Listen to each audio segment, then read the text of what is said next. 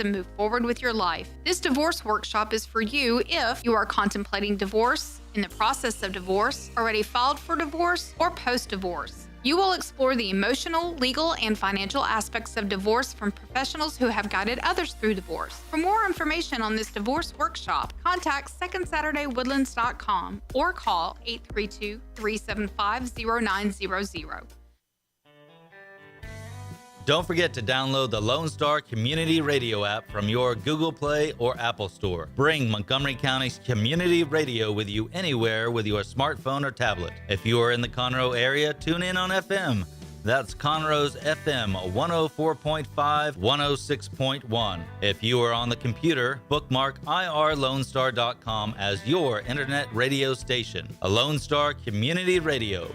Broadcasting 24/7 from the heart of downtown Conroe, Texas. Thank you for listening to Lone Star Community Radio. This program was broadcasted and recorded live from the LSCR studios in downtown Conroe, Texas. Lone Star Community Radio is supported by listeners like you. Donate and sponsor today. For more information on getting involved with Lone Star Community Radio, contact us at lscrstudios@gmail.com or visit us online at www.irlonestar.com. You are listening to Lone Star Community Radio on 104.5 KCZWLP Conroe and 106.1 KZCCLP Conroe and worldwide on irlonestar.com. Good morning, ladies and gentlemen, and welcome. Welcome to the Weekly Business Hour. I'm Rick Schisler. I'm your host. I'm a Silver Fox advisor and the founder of OneBestConsult.com. I think we've got a wonderful show lined up for you today. But before we get to our guest, we have a wonderful guest with us. James Inmon is here from Steel Creek Ranch, and we're going to get to him in just a moment. But before we do, let me give you a quick thought, just something that hopefully resonates and you can walk away and perhaps your mind will start, the wheels will turn. It's Monday morning though, right? Something that might help you. And I was thinking over the weekend about the cost of doing business. Well, there are lots of costs in doing business, but the one that so many people miss, or one of the ones perhaps, I don't know your situation, but is the transactional cost. What does it cost for $1 of revenue of business to come into your business?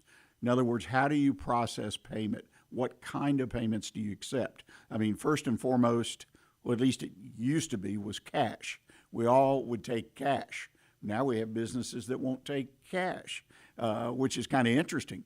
And when you don't take cash, it's inevitable. It's going to cost you something. In other words, you're not going to keep the full dollar that you're being paid. And I have found too many businesses often will take credit cards, right? That's been the number one thing for 20, I guess maybe 30 years, taking a credit card. But now we have other alternative payments like Venmo and different things like that. But there are costs associated with this. And my encouragement this morning is to take a look at those costs.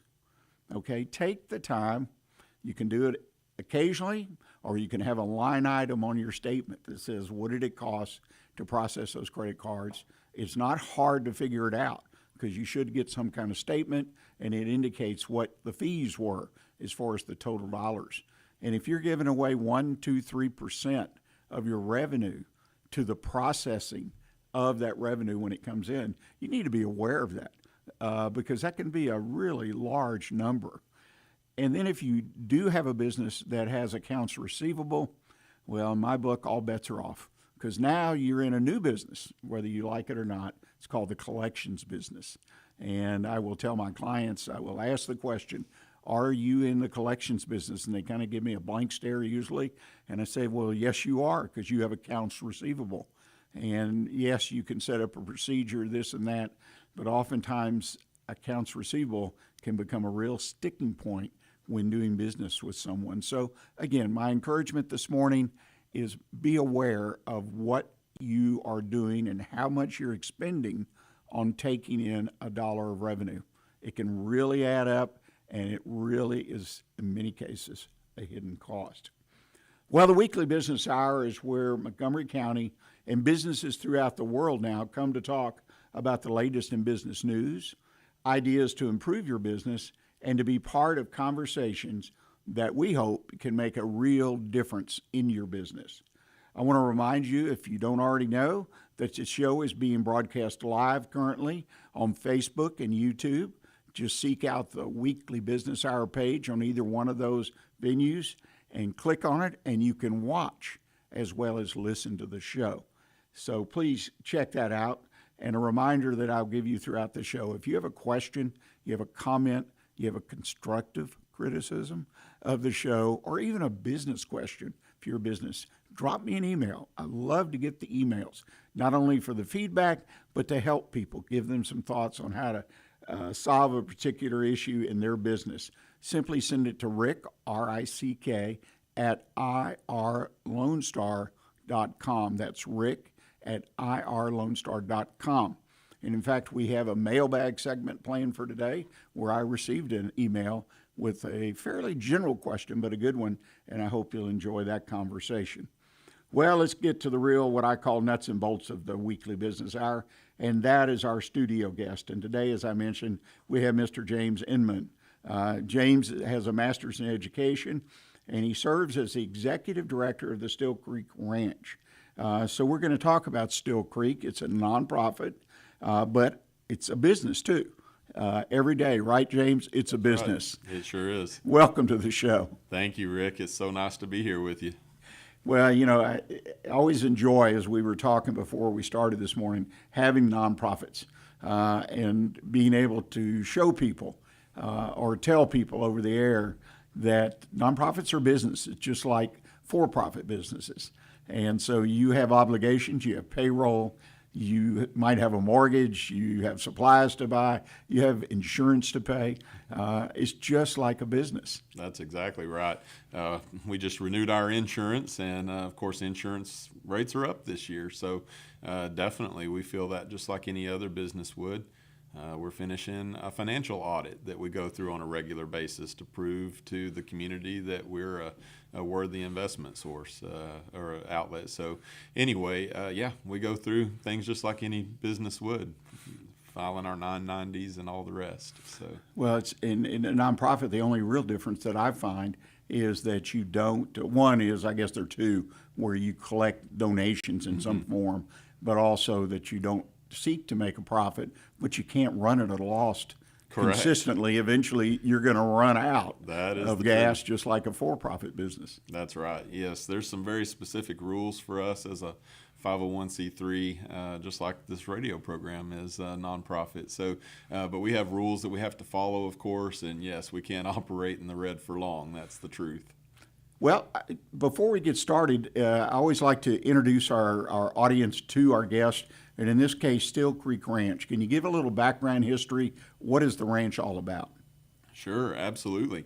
Well, it depends on where you count time from. If you count time and where we were called Still Creek Ranch in formal name, you'd say we're 35 years old, 1988. But really, our roots go a lot deeper than that, back about 50 years, and started as a pro bono counseling service by Flippin'.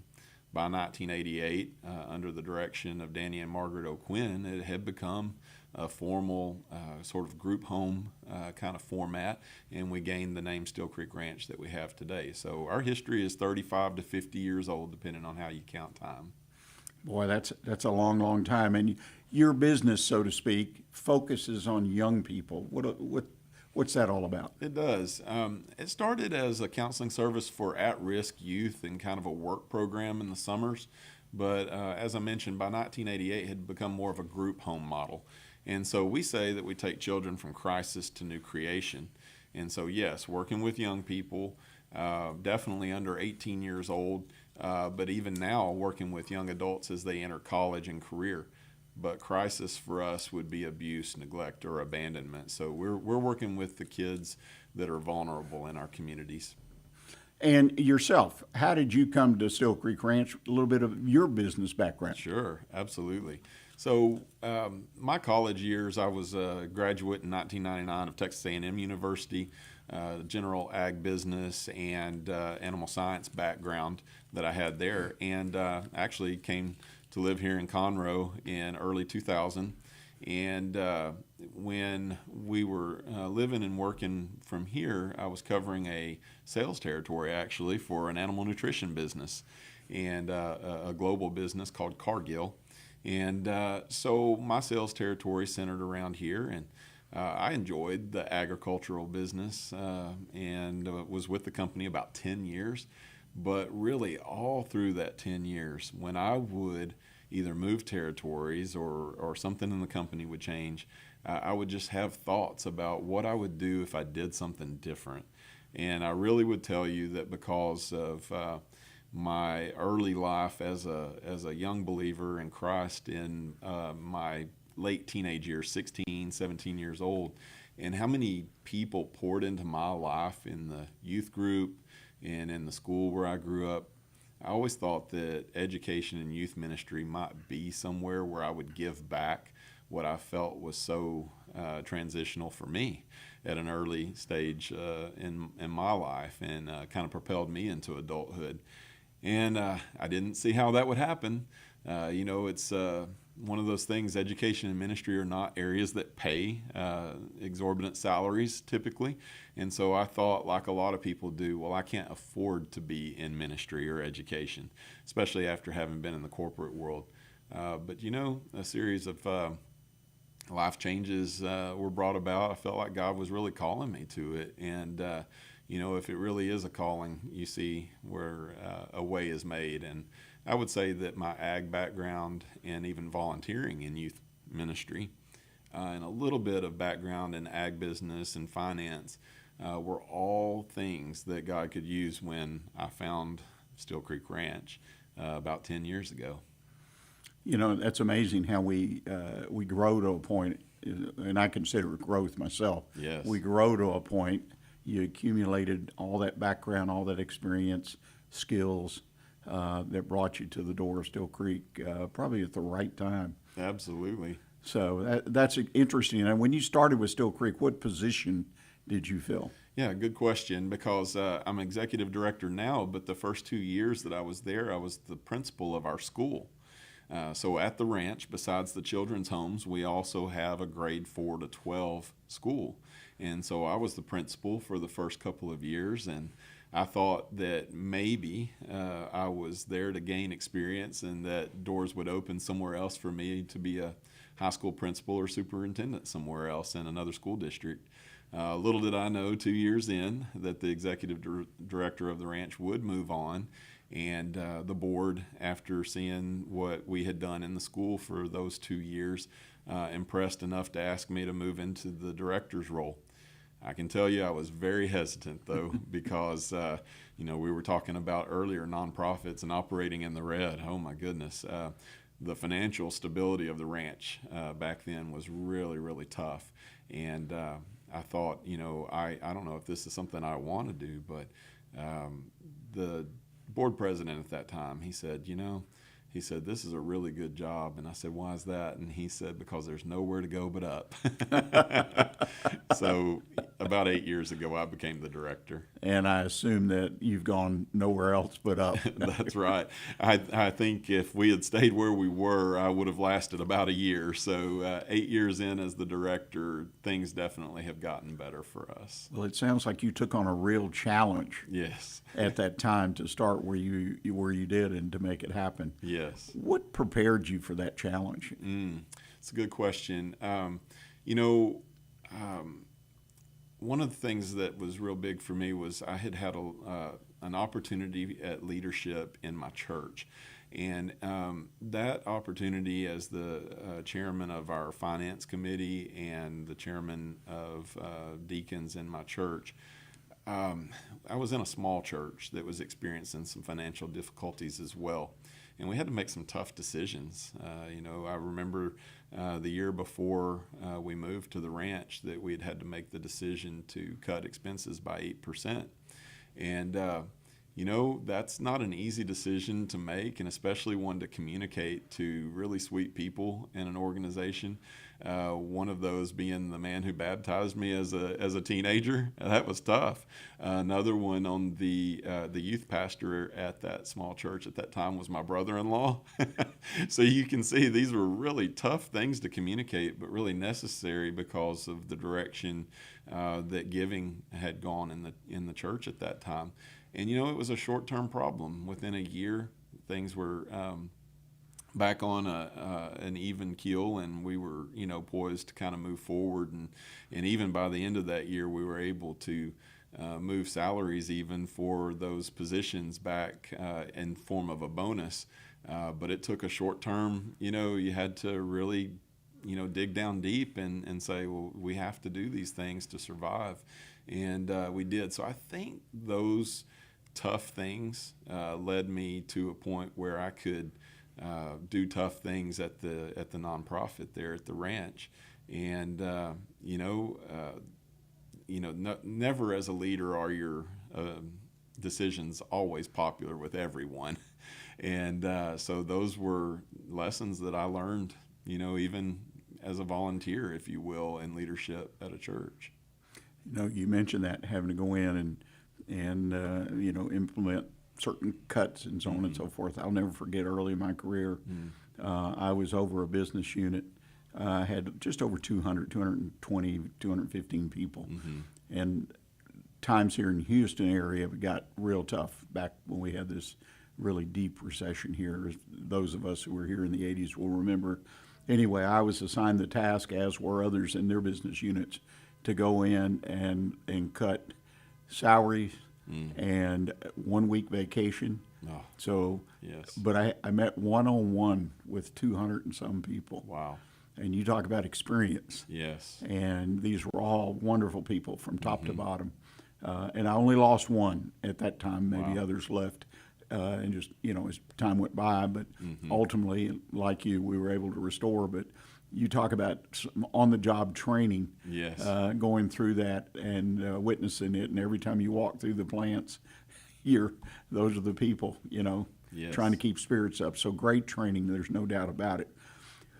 Well, ladies and gentlemen, we are at our first break today. We're going to take a short break, and then we're going to come back and talk to James a little more in depth about the work they do at Still Creek Ranch. It's an interesting proposition of what they do and the services they provide our community. So please stay with us. We'll be right back with you.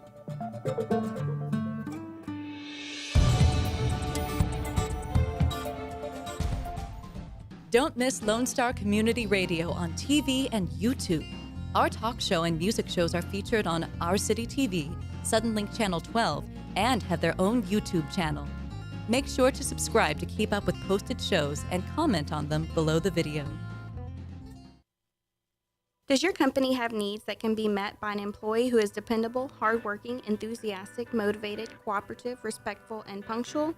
Conroe Independent School District Special Education Department can meet your needs by connecting you with potential employees that have been preparing for a lifetime of employment. We have numerous individuals seeking paid and unpaid work experiences. If your company is interested in seeing how we can meet your business needs, call Conroe ISD Special Education Department to find the best employees for you at 936-709-7671.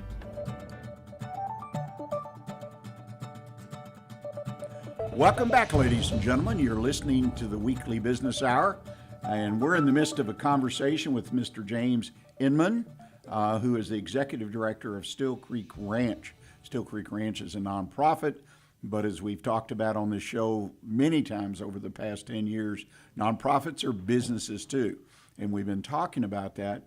James, when we took our break, you talked about some of the particular on-the-job training or skill building that you went through to be prepared for assuming the executive directorship. Let's talk a little bit, if we can, about Still Creek Ranch. Sure. tell us what it is as far as it's got a lot of moving pieces. Yes, absolutely. So first, I would tell you that we are located this side of Bryan, Texas. So we've got a little distance between us. However, we serve children not just there locally in Bryan, but all the way into Harris County and through Walker and Montgomery counties. In fact, I did a little count this morning of our current population, and 20% of our children come from this immediate area.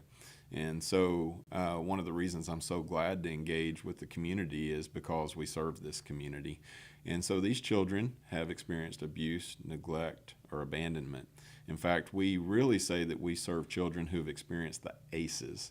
That acronym is Adverse Childhood Experiences. So that would be physical, emotional, or sexual abuse, physical or emotional neglect, violence towards mother, drug and substance abuse in the home, would be incarceration of a family member, could be a death of a family member, just all sorts of things that disrupt the normal progression of a child's early years and leads to trauma, leads to attachment issues, sometimes leads to behavior. In fact, one of my favorite counselor friends says that all behavior has a context. So at Steel Creek Ranch, we have teachers and house parents who really understand our children's context and therefore are patient and long-suffering. And like our mission statement says, we intend to take them from that crisis to new creation. So the school itself, it consists of, you have a school, we've established that. Mm-hmm. You have a home environment there with, you mentioned house parents. That's right. So do all the children that you're currently serving live on premises? That's exactly right. Okay. Yes, and so though we have a school, you would also look at us like you might look at most group homes. So we're technically listed as a therapeutic boarding school. Now our children that come to us, they don't have any way to pay for their schooling, that private education. So what we receive 100% by donations, we give freely to the kids. But that does, like you said, include their education, but also a family-style home with house parents acting as a mom and dad figure in their lives. Now, in your school, is it limited to the children that live on premises? That's exactly right. We used to be open to the community, but that was so, in fact, in my early years at Steel Creek, the school was open to the community, but it was very difficult to run two tribes in the same school. If you can imagine, kids that got to go home and see family members at night versus children who either didn't have family members to go back to or was a dangerous situation and therefore they lived on the ranch. Very difficult to try to maintain those two separate groups. And so about 9 years ago, I made the decision along with our board to make that a situation where we were very intensive only with our resident children. Now, as of today, roughly how many children are you serving? Sure.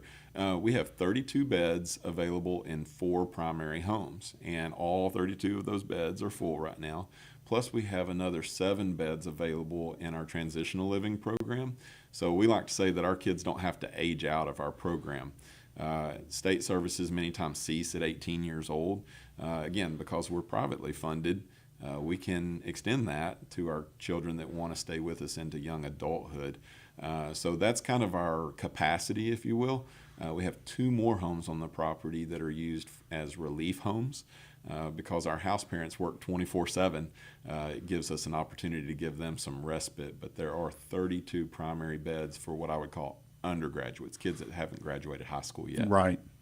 And how do the children come to you? I mean, how do they get referred to you? I mean, through a CASA program? I know we have a very strong Yes, we CASA love CASA. organization here in Montgomery County. We have Angel Reach. We have youth for children. How do you get referrals? Sure.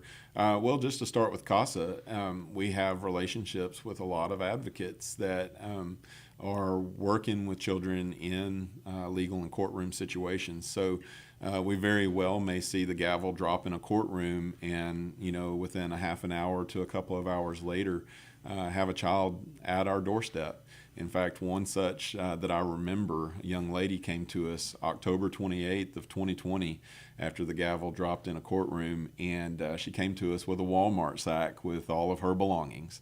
And she had been in 16 placements with CPS in 4 years. And so at that point, we were able to kind of stop that merry-go-round of placements, fortunately. God blessed us with this young lady's presence for about 2.5 years. She graduated this May at our high school, and she is a sophomore in Bryan at Blinn College now. So that's one example. We have a lot of foster adopted and kinship adopted children. And these adoptions are what you might consider to be, at very best, difficult adoptions, at worst, a failed adoption. And so we have a good number of our children, about 50%, who have been legally adopted but still need our services because home life has still been very, very difficult. You can say that sometimes is because of the children's behaviors. Again, all behavior has a context. But also sometimes it's the training or the ability of the parents. Sometimes they haven't been trained in trauma-informed care, and it's difficult. It's very intensive. So those are the two primary ways that we see children come to us. I remember 5 years ago, this sticks out especially, 5 years ago, because I have a young man that came up to me recently and said, "Mr. Inmon, it's my 5-year ranch anniversary." I said, "Oh man, I remember that day." And I remember coming over to Walker County, just north of here, and got the opportunity to meet a family in their driveway. There was a CPS caseworker who knew us and advocated for the placement of this young man there in an emergency situation, just temporarily. But what was temporary and good for him became good for him long term. And he's a freshman with us and has been with us 5 years. Wow. I suspect each and every one of those 32 plus have a story that's unique to them. So what I'm seeing is that your organization stands with other organizations such as CASA. We have Angel Reach, Yes for Youth. Is one of the options, I guess you could say, where these children can go, and which is fantastic that it's not just one slot fits all. Yes. The children can be evaluated, I guess, normally by CPS or someone, and then have a selection to bring them. Right. I mean, you're full right now, so you may not be able to take anybody. Well, we'll have some seniors graduate in a few months, and when they do, we'll have beds that are available then. And also, it's always worth checking if you know of a situation, because sometimes circumstances change. Families heal. Sometimes court decisions are changed. Custodial agreements are changed. So where our children have a 2.5 year average time at the ranch, some are much longer. I mean, I have a young man in our college program that's been with us 11 years. Wow. And yet we might have some that are with us much less than 2.5 years because family situations change. So it's always worth checking. Right. Well, again, each situation must be very unique. One component of your organization we haven't talked about is the ranch. Yes. I mean, it's in the name. Yes. So we've talked about the home situation. We talked about the educational component. And I assume a third component would be the ranch. Tell us how that comes into play. Absolutely. So we are in a rural location. We have just under 200 acres, and so the children have lots of room to run and play and just be kids. And as the name suggests, Still Creek Ranch, we have a creek, and the kids have the opportunity to run and play on trails back in the creek. But really, ranch would indicate livestock even, and we do. We have horses primarily. And so it was Winston Churchill that said there's something about the outside of a horse that's good for the inside of man. And so we put that to work at the ranch. And so children, as part of their school day, get the opportunity 5 days a week, 4 classes a day, to ride horses and to get to learn to care for horses. Metaphorically, something bigger than themselves, something outside of themselves. And we draw a lot of analogies from those kinds of experiences to help children heal. Well, I know the equine therapy is a really, in my opinion, a big program out there, and we have people here in organizations in Montgomery County like Henry's Horses and whatnot, and the Cherokee Outlaw Ranch. I love that name. Absolutely. That provide various levels of equine therapy to children and adults. So it's important. And you have that right on premises. Your children come from all over. Obviously, like you say, you've got to spread the word out into the areas that you focus on, because I would assume that if I'm a CPS worker and I'm aware of you, then I'm obviously more inclined or know what to do, but some people won't be aware of you. So how do you market your business? Yeah, absolutely. Well, one of the things that we do is we have hired a couple of people to help us with development. So that means that they're in charge of a lot of things, including advertising, including speaking engagements, even opportunities to speak like we are today, but fundraising opportunities, everything from golf scrambles to rodeos to banquets are good ways for us to get our message out. But also social media has really been a big way that we used to just make a Facebook post, for example, but cross-posting across multiple platforms, also boosting posts and paying for services in social media, where that just used to be something where we would do it without pay and just let it grow its own legs. But these days, as algorithms change, we have to be more wise about how to use social media. So there's a lot of ways that we try to get the word out.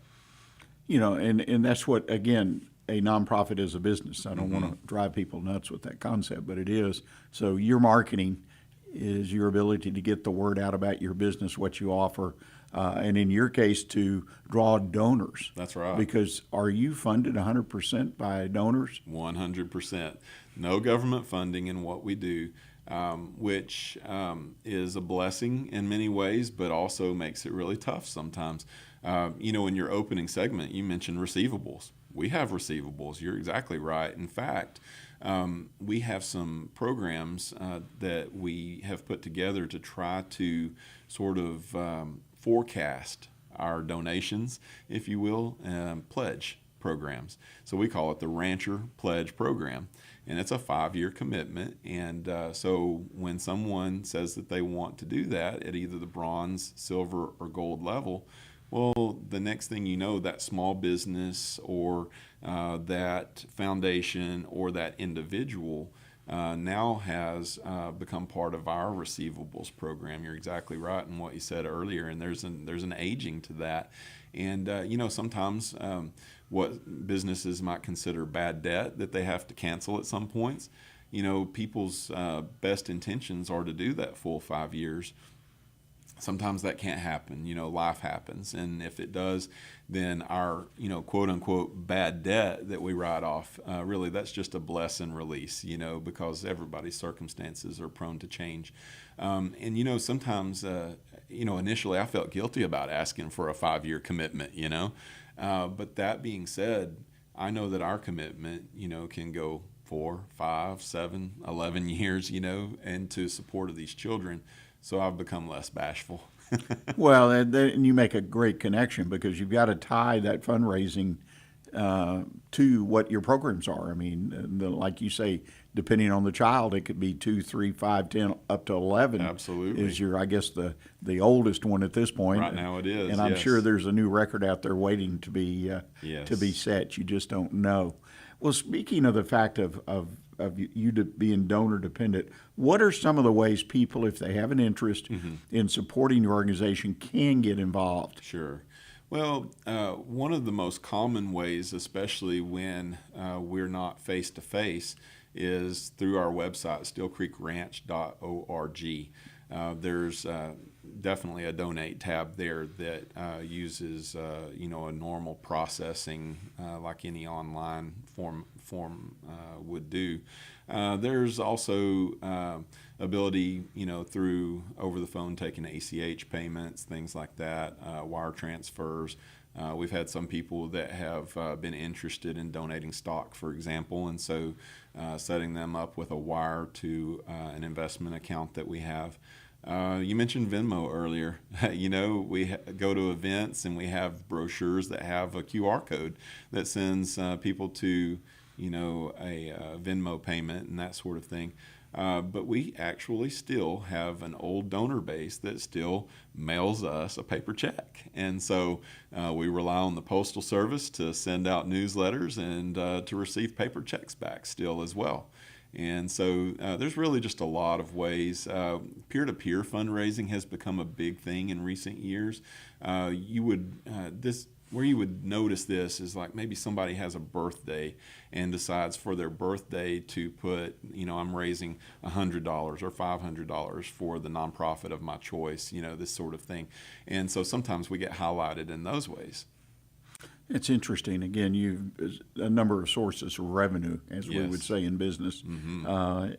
Volunteers. I mean, you have volunteer opportunities in your organization. We sure do, Rick. Matter of fact, volunteer groups are, they help us do things that we can't get done in a short period of time, especially when they're large groups. Sometimes they're everything from gardening type projects to kind of spruce up our front entrances and sort of like adopting a flower bed in front of our homes sometimes. Sometimes they can help us knock out big projects like waxing our gym floor. We have a long-term volunteer. We have a retired banker, and her name's Sally, and she has been volunteering for about 7 years now.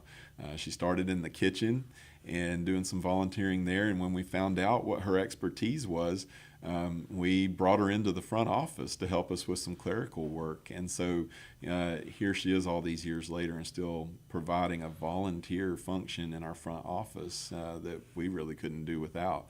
Saves us a lot of money as an organization. Sounds like you've adopted her in the family. Absolutely. That's wonderful. Well, James, if people want to get in touch or learn more about what y'all are doing, what's the best source for that? You bet. StillCreekRanch.org. You can find all of us as staff members and email us individually. And also our phone number, 979-589-3206. And between those two sources, you can find just about everything that you would need. Well, I encourage folks, if you're listening today and want to see a great business model, in my estimation, in the research I've done and in talking with James on multiple occasions now, I would encourage you to check out Still Creek Ranch because at-risk youth, as most of us know, are a real challenge in our community and every community. And we can't let these folks slip through the cracks.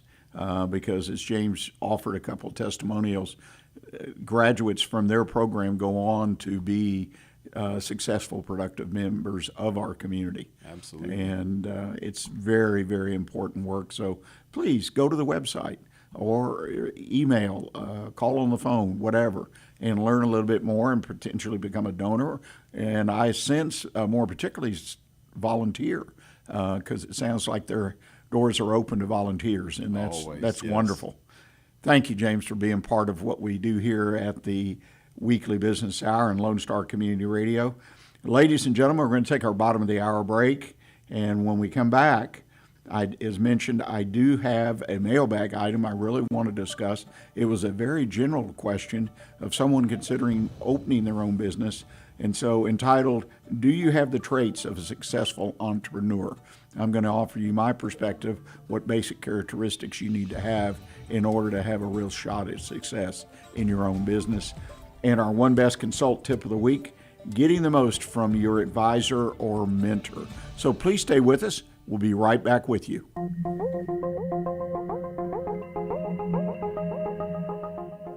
Lone Star Community Radio is looking for those who are interested in hosting their own talk show. With monthly and weekly slots available on Conroe's FM 104.5, 106.1, and on irlonestar.com. Start your own podcast, create your first YouTube channel, and be on TV.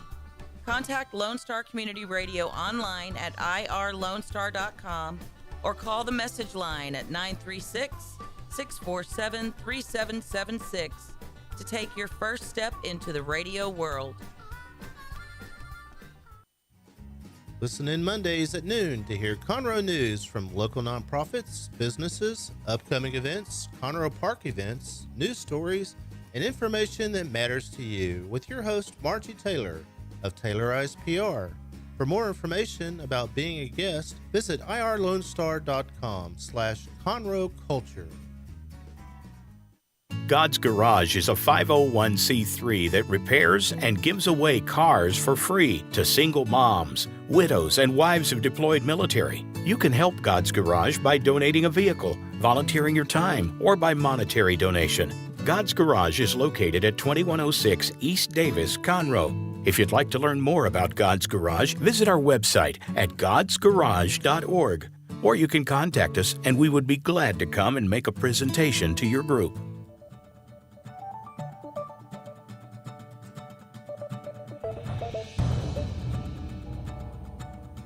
Welcome back, ladies and gentlemen. You're listening to the Weekly Business Hour.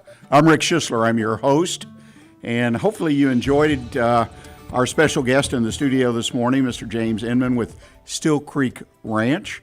They're a nonprofit in our area serving at-risk youth, and it's an interesting program. They kind of have a soup-to-nuts solution that they offer, and I encourage you. It's an exciting thing to understand. They've got a good business model, and really enjoyed visiting with James. And thank you, James, for being part of what we do here at the Weekly Business Hour. But check them out, stillcreekranch.org, and understand what they're doing out there for the youth in our community that really, really need some help. Wanted to mention to you, again, the email. You got a question about your business? That's the ones I particularly love to get, but a constructive criticism, a comment, a thought about the show itself, please send those to me. Send them to my email, Rick, R-I-C-K, at irlonestar.com. That's Rick at irlonestar.com. And don't forget that a video podcast of today's program will be available in a couple days. You can find it all across social media, particularly Facebook, YouTube, as well as on the website for lonestar.com. The mailbag, I'm going to get into that quick. We've got a little bit of time left, but this was a wonderful question, I thought. Somewhat general, but a wonderful question. Lynn wrote in and asked, I'm considering starting my own business. In your experience, what are the most important characteristics of a successful entrepreneur? Well, again, Lynn, thanks for that question. It's a broad one, but there's several things that I personally think are really important, primarily based on my experience in working with entrepreneurs, small business owners. And I've obviously read and attended seminars and educational opportunities, but these are ones that stand out for me. First and foremost is to have the passion. An individual needs the passion for the business they're going to go in. That means not only the passion to be in business, but the passion for the products and or services that they're going to offer. It's an emotional thing, passion, and I'm not necessarily saying you got to be jumping up and down and screaming yay, yay, yay, or whatever, but you have a passion for the work, and you realize going into business is a lot of work, perhaps more than you've ever experienced, at least if you've only been an employee during your business career. So you've got to have that passion. The second thing, though, is that passion or your desire to be in business has to be coupled with a focus. You have to know this is what I want to do.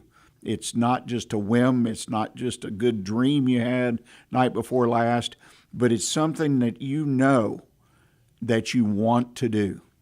And then that leads to the third thing, is that you have certain skills or have connection, if you will, a pathway to get those skills that'll be necessary to operate that business in a successful manner.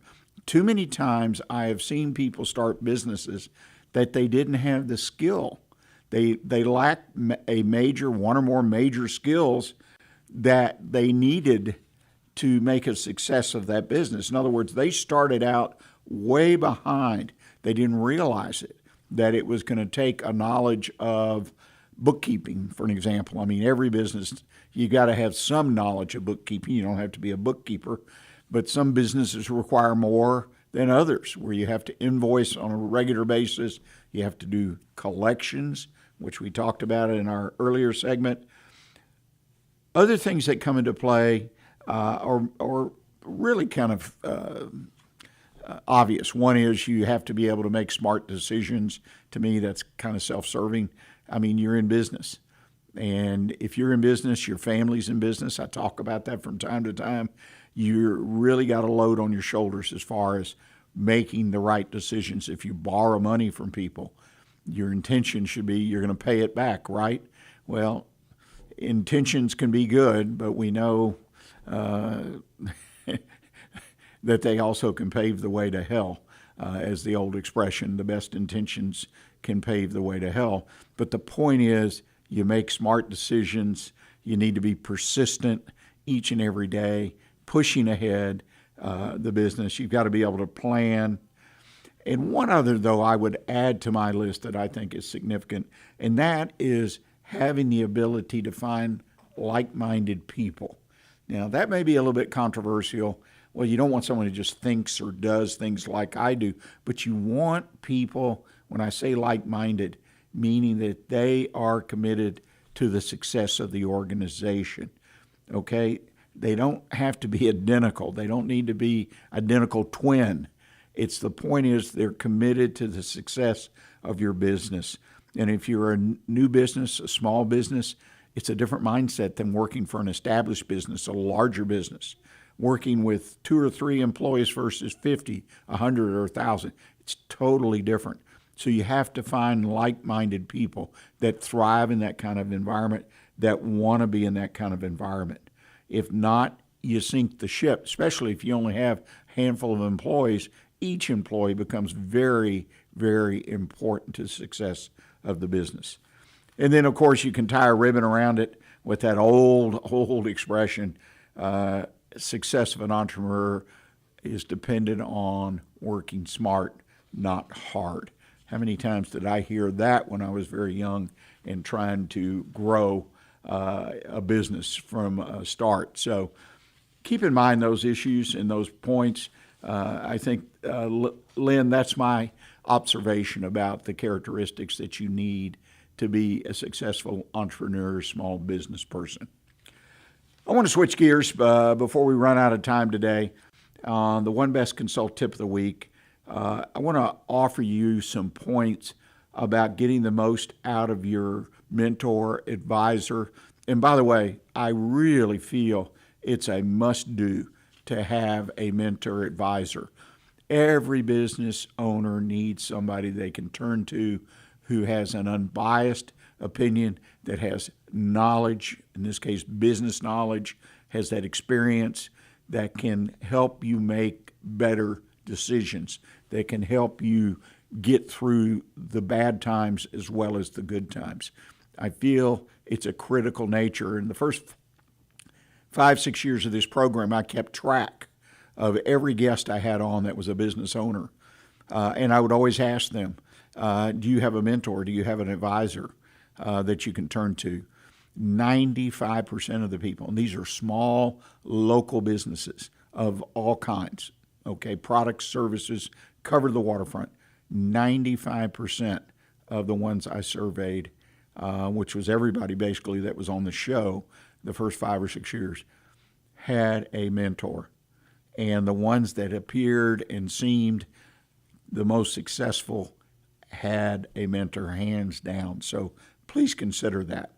When you get a mentor, or you're looking for one, or you have one, an advisor, there's some things that I feel that are just kind of underlying things that need to be carefully considered. Is in your mentor selection or working with the mentor, who are they actually serving? In other words, who is their audience? Who do they work with? Obviously, if someone has got a service background, they're not going to be as skilled or have the knowledge level on products, as selling products, as someone who is selling services throughout their career. And the chances are they're going to gravitate to mentor businesses that are in the service business because that's what they know. So I think it's important that you first establish who the mentor is, where they're coming from, what's their business history. When you interview someone, and you need to interview them, talk to them about their business background, their resume, talk to them about their successes, their failures. It's a process. But to make the right selection, you need to invest that time and effort to get the right person for you. Another area is, what is the problem I'm looking for that individual to solve for me? What are my expectations? Obviously, very important in many, many situations is to have the right expectations, be on the same page. So many times, expectations are off kilter. What I expect out of a situation, out of buying a product or having a service do something for me, is not what they can deliver. It's not what they say they can deliver. There's not a meeting of the minds, and so that leads to disappointment, and perhaps more than that, but all of it not good. So it's important that you understand as a business owner what it is that you are looking for that mentor to help you with. And don't recognize or realize or think that it's something broad like, well, just to be my buddy, just to make sure I don't make a bad decision, somebody to talk to. That's all well and good, and they should most likely fit those roles. But particularly, what is it that you're looking for you to accomplish in that relationship that will move forward, that will move your business up, make your business more successful? Take some time to evaluate that. You'll be a lot more, what is the right word? When your expectations are met, you have more success. You'll be happier about the situation, no doubt about it. The next thing is kind of an offshoot of that, and that's the results. Is the mentor on the same page with you? You've said, well, I need to do this. I need to grow my business by 50% in the next 12 to 18 months. Can you help me do that? And in general, how would you do that? And then, of course, if you engage with them, then they would provide plans, encouragement, and direction for you to do that. That result. So you know what your expectation is, and you can define the result. The end of the 12 or 18 months, my business has grown 50% or more. That's what they achieved. Now, I'm not saying the 50% is realistic, but it's the result that you're looking for. And if they can't do it, they should be able to explain to you why. They may not be equipped, they may not have the skill, but the whole key is that you get the result that you're looking for. Instead of 50, it may be 25, and that needs to be hashed out of what's realistic for you. But once you establish a realistic goal or realistic results that you need or want for your business, then how are they going to get you there? Can they get you there? Are they able to help you get where you want to go? And last but not least is the old thing about gut instinct, I call it, or feel. When you're choosing a mentor and advisor, you've got to feel at the end of the conversation or conversations and reflection that they are the ones for you to choose. It's so important that you go to your gut. Now, do you need to rely on your gut? Well, I rely on my gut as part of a decision. If I've done the proper interview, asked the right questions, recognize that, or that the potential mentor advisor has the skill set, has the characteristics, has the passion to help me, and they're going to help me achieve the results that I want, and they will help me solve the problems I need solved for my business. In other words, help me reach my goals. Then I have to check off, if you will, against my gut feel, and it will tell me why I need to choose this person. In other words, they're the right fit. It's the right choice. But that comes last, but it's not the whole decision. That's a warning. So many times somebody, well, I chose him. He just seemed right. His suit was right. The way he talked to me was right. Those can be important issues to consider, but they absolutely should not be primary. But it is important to check off against your gut. Well, hopefully those things will help you when you decide to bring a mentor on. And again, I encourage you, if you don't have somebody that's helping you, that's moving along with you and helping you reach the goals for your business that you want to reach, that you need to reach, then that you will use some of this information to help you make the best choice that you can. I want to thank James Inmon for joining us with Steel Creek Ranch. I encourage you to reach out to him at steelcreekranch.org. Great organization, and they run it like a business, so it should be a good place to provide a donation to them. But I appreciate James coming in and joining us and enlightening us about the work they're doing at the Steel Creek Ranch. Put a note on your calendar. Next week, 11 a.m., we'll be here for another edition of the Weekly Business Hour. And look for the video podcast of today's show on the Weekly Business Hour page at irlonestar.com, Facebook, YouTube, and other social media. And until next week, stay engaged and always keep your focus on what counts in your business. Thanks.